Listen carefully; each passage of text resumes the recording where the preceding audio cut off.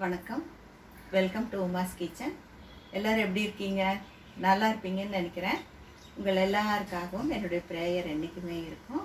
இன்றைக்கி நம்ம ஊறுகாவை பற்றி தான் பார்க்க போகிறோம். முதல்ல ஆவக்காய் ஊறுகாய் போட்டிருக்கோம். இது எங்கள் அம்மா ஸ்டைலு. அம்மா இப்படி தான் பண்ணுவாங்க. அந்த ஊறுகாய் பண்ண போகிறேன். அதை உங்களுக்கு இப்போ ஸ்டார்ட் பண்ண போகிறேன். நம்ம மாங்காய் ஊறுகாய் ஒரு கொஞ்சமாக எப்படி போடலான்னு பார்க்கலாம். அதாவது நம்ம ஆவக்காய் பார்த்துருக்கோம். இந்த மாங்காய் ஊறுகாய் எங்கள் அம்மா ஸ்டைலில் நான் காமிக்க போகிறேன்.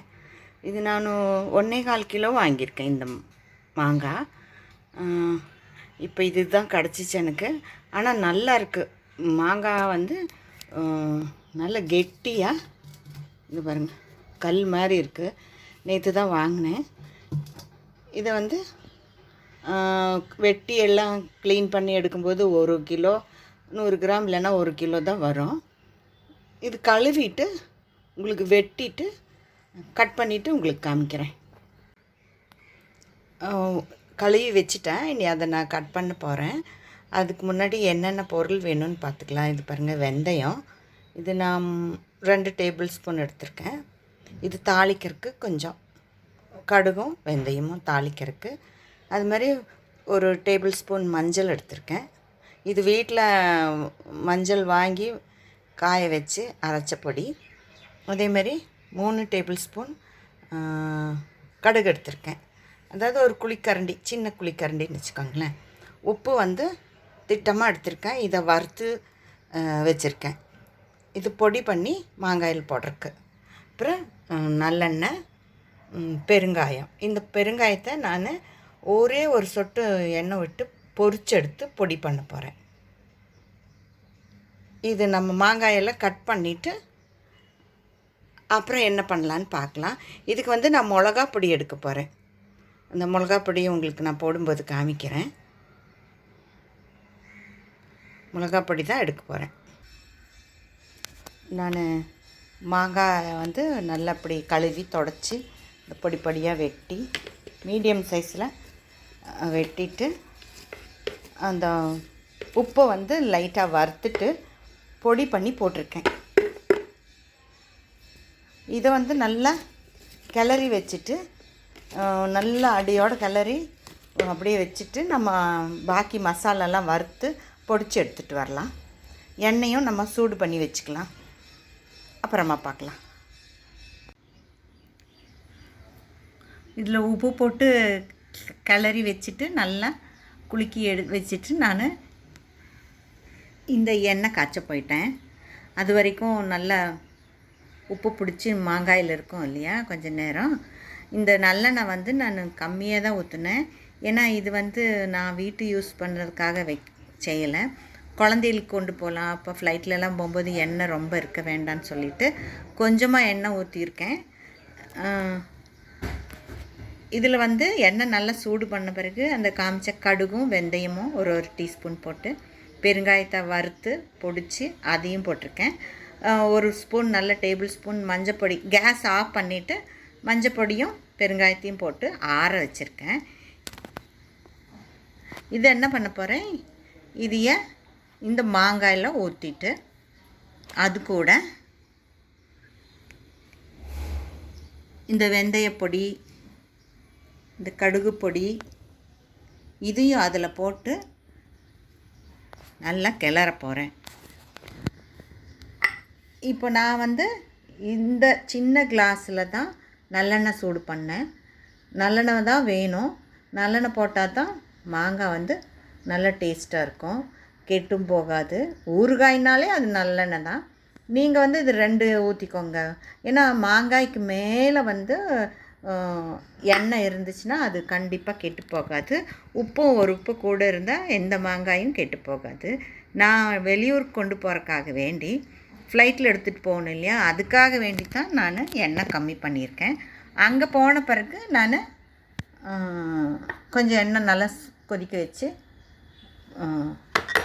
ஊற்றிக்கல்லுக்குவேன். இது வெந்தயப்பொடி போட்டேன், கடுகு பொடி 1 கிலோங்கட்டிக்கு நான் கொஞ்சமாக போட்டிருக்கேன். அப்புறம் இந்த நம்ம காய்ச்சி வச்சோம் இல்லையா, இது எண்ணெய் இது எல்லாம் போட்டுட்டு கிளறி விட போகிறேன். கிளறிட்டு காமிக்கிறேங்க. பாருங்க, மிளகாப்பொடி வந்து இந்த குழிக்கரண்டி நிறைய 2 ஸ்பூன், இந்த 1 ஸ்பூனு, இதில் ஒரு குழிக்கரண்டி போட்டிருக்கேன், 2 போடுறேன். இதே நல்லா கிளறிக்கலாம். எண்ணெய் ஊற்றியாச்சு. அந்த இதெல்லாமே போட்டு, அதாவது எல்லாம் நம்ம வறுத்தது பொடி தாளித்து வச்சுட்டு அது எண்ணெய் ஆறின பிறகு இதில் ஊற்றி நல்லா கிளறி வச்சுருக்கோம். எண்ணெய் ஊற்றுனதே தெரியாது பாருங்கள். ஆல்ரெடி நான் கம்மி தான் ஊற்றிருக்கேன். ஏன்னா எனக்கு வெளியூர் கொண்டு போகிறதுனால கம்மி வேணும். இது வந்து ஒரு 3 நாளைக்கு டெய்லியும் காலையிலையும் சாயங்காலம் கொஞ்சம் குலுக்கி விட்டு, இல்லைன்னா மரக்கரண்டியால் கிளறி விட்டுட்டு இதுக்கு வைக்கணும். இதுக்கு மேலே வந்து வெள்ளை துணி போட்டு வண்டு கட்டி வைக்கணும். துணி தான் போடணும், நம்ம மூடி போட்டு நல்லா டைட்டாக மூடக்கூடாது. அப்புறமா 3 நாள் கழித்து கலக்கிட்டு பாட்டில்லையோ இல்லை சீனி மட்டியில் போட்டு வச்சா வெளியிலே வச்சுக்கலாம். ஆனால் எண்ணெய் நிறைய இருக்கணும் மேலே. நான் வந்து 3 நாள் கழித்து உங்களுக்கு காமிக்கிறேன். எண்ணெய் கம்மியாக தான் இருக்கும் என்னோடது. எடுத்து நான் ஃப்ரிட்ஜில் வச்சுருவேன். அப்புறமா ஊருக்கு போய் அவங்க வீட்டில் வச்சுட்டு எண்ணெயை காய்ச்சி ஆற வச்சு பாட்டிலுக்கு மேலே ஊற்றி வச்சுக்குவேன். 3 நாள் கழித்து நம்ம பார்க்கலாம். இதுக்கு மேலே நான் வெள்ளை துணி போட்டு கட்ட போகிறேன். இது பாருங்க, நான் ஒரு நல்ல வெள்ளை கர்ச்சி போட்டுட்டு லப்பர் பேண்ட் போட்டு கட்டிட்டேன். இது தண்ணி படாத இடத்துல எடுத்து வைக்கணும். 2 நேரமும் கொஞ்சம் குலுக்கி விடணும். மரக்கரண்டியில் தான் பண்ணணும். அதே மாதிரி பிளாஸ்டிக்கில் தான் நான் போட்டிருக்கேன். ஸ்டீலில் போட வேண்டாம், அரிக்கும், அந்த உப்பு அரிப்பு வரும். நான் 3 நாள் கழித்து பார்க்கலாங்க. இந்த ஊறுகாய் வந்து முந்தா நேற்று போட்டேன். நேற்று வந்து கொஞ்சம் கிளறி கொடுத்தேன். ஆனால் இன்றைக்கி 3ஆவது நாள் நான் எடுத்துட போகிறேன்.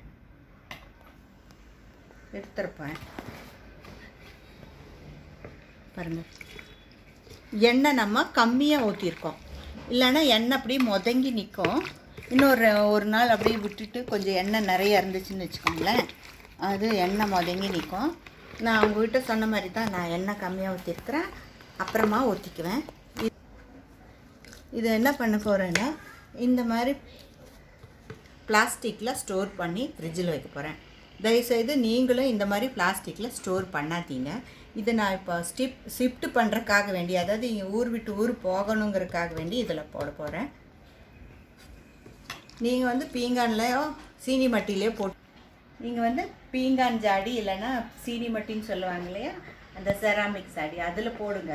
அதில் போட்டு இந்த மாதிரி ஒரு வெள்ளை துணியில் வண்டு கட்டி வச்சிட்டிங்கன்னா உங்களுக்கு ஒன்றும் ஆகாது. ஆனால் நான் சொன்ன மாதிரி எண்ணெய் மேலே நிற்கணும், உப்பு வந்து ஒரு உப்பு கூடுதலாக இருக்கணும், அப்படி வச்சுக்கணும். அதே மாதிரி எடுக்கிறதுக்கு இந்த மாதிரி மரக்கரண்டி தான் யூஸ் பண்ணணும். எந்த சமயத்துலேயும் நம்ம கை வந்து போடவே கூடாது. அந்த மாதிரி செஞ்சால் யார் செஞ்சாலும் ஊறுகாய் நல்லாயிருக்கும்.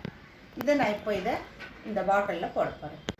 பாருங்கள், 1 கிலோவுக்கு இவ்வளோ வந்திருக்கு. இது இன்னும் அப்படியே வச்சிட்டோம்னா அந்த எண்ணெய் அப்படியே ஊறி மேலே வரும். கொஞ்சம் வரும், அப்படியே கொஞ்சமாக இவ்வளோ வரும். நம்ம அப்புறமா எண்ணெய் காய்ச்சி ஆற வச்சு இதில் ஊற்றி வச்சுக்கணும். நான் இதை ஃப்ரிட்ஜில் தான் வைக்க போகிறேன். ஊருக்கு போகும்போது எடுத்துகிட்டு போகணும்ல, எண்ணெய் கம்மியாக ஊற்றிருக்கறனால இப்போ நான் அதை ஃப்ரிட்ஜுக்குள்ளே வைக்க போகிறேன்.